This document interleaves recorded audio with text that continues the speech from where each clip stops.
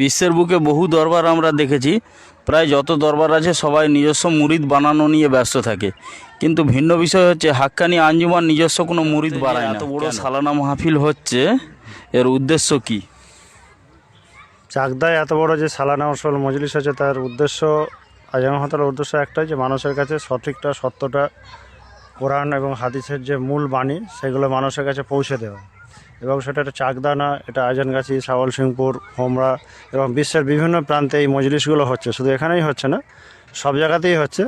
এর মাধ্যমে মানুষের কাছে পৌঁছানো, তাদেরকে জানানো যে আল্লাহ রসুল যা বলে গেছেন, কোরআনের মূল জিনিসগুলো, আদর্শগুলো মানুষের কাছে তুলে ধরা, যাতে মানুষ সঠিক রাস্তায় আসতে পারে, সমস্ত বিভ্রান্তি ছেড়ে আল্লাহকে চিনতে পারে, আল্লাহ রসুলকে চিনতে পারে এবং সেই পথ অনুসরণ করতে পারে। সেই সব জানানোর জন্যই এই উৎসগুলো মজলিসগুলো কায়েম করা। তো এই যে উরসেগুল মজলিস হয়, এটা কি এই মজলিস সবাই করতে পারবে? এই মজলিস সবাই করতে পারবে, তবে কয়েকটা শর্ত আছে, সেই শর্তগুলো তাকে পালন করতে হবে। তার 1 নম্বর শর্ত হচ্ছে তাকে বিনা কাজায় নামাজ পড়তে হবে। 2 নম্বর শর্ত হচ্ছে তিনি এবং তার পরিবারের যারা সদস্য, যারা একসঙ্গে খাওয়া দাওয়া উঠা বসা করেন, তাদের কারো কোনো সুদ, ঘুষ, এলআইসি, বন্ধক, লোন বা এসব জাতীয় কোনো কিছু থাকবে না, কোনো জমি বন্ধক থাকবে না, কোনো হারাম উপার্জন থাকবে না। তখন তারা এবং তার সঙ্গে সঙ্গে পরেশগারি করতে হবে এবং দরবারে যেতে হবে, গিয়ে সেখান থেকে হুকুম নিয়ে আসতে হবে এবং তার সে যে সঠিক আছে তার ডিক্লারেশন একটা দেওয়া হয়। এইসবগুলো যদি নিয়মগুলো সঠিকভাবে পালন করে তাহলে সে করতে পারবে। জি, বিশ্বের বুকে বহু দরবার আমরা দেখেছি, প্রায় যত দরবার আছে সবাই নিজস্ব মুরিদ বানানো নিয়ে ব্যস্ত থাকে। কিন্তু ভিন্ন বিষয় হচ্ছে হাক্কানি আঞ্জুমান নিজস্ব কোনো মুরিদ বানায় না, কেন? হাক্কানি আঞ্জুমানের মূল উদ্দেশ্যটা হলো মুরিদ বানানো হয়। তার উদ্দেশ্য হলো যে আল্লাহ রসুল এবং 1,24,000 পয়গম্বর, সাহাবীগণ, বড় বড় অলি আল্লাহরা যেসব কাজ করে গেছেন, সেই কাজগুলো, ইসলামের মধ্যে যে ভুল ভ্রান্তি, সেগুলো তুলে ধরে মানুষকে সঠিক রাস্তায় ফেরানো। নবীগণের কাজ ছিল আল্লাহর কথাগুলো মানুষের কাছে পৌঁছানো। রসুল করেছেন সেই একই কাজ করে গেছেন। তিনি তৌহিদের কাজকে দাওয়াত দিয়ে গেছেন মানুষকে সঠিক পথে আসার জন্য। এবং সাহাবীগণ, তাবেঈগণ, অলি আল্লাহগণ সেই একই কাজ করে যাচ্ছেন।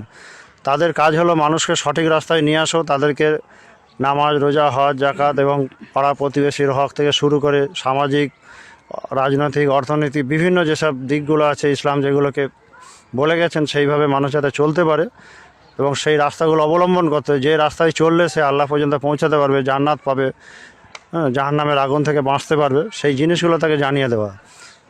এবং আজান গাছি রহমাতুল্লাহ বলেছেন, বাবা, আমি কাউকে মুরিদ করি না, আমি যে কথাগুলো বলছি এটা কালাম পাক এবং হাদিসের কথা, যেগুলো মেনে চলবে আল্লাহ তাকে মুরিদ করে নেবেন। মুরিদ কথার অর্থ হলো আত্মসমর্পণ করা, শিষ্য, অনেক কিছুই আছে। তাই জন্য তারা বলছেন যে আত্মসমর্পণ কার কাছে করবে? একমাত্র আল্লাহর কাছেই করবে। তো এইসব জিনিসের মাধ্যমে কী হবে, সে আল্লাহকে চিনতে পারবে, আল্লাহর প্রতি আনুগত্য প্রকাশ করতে পারবে। মানে আল্লাহ যদি খুশি হয় তাহলেই তার জান্নাত পাবে।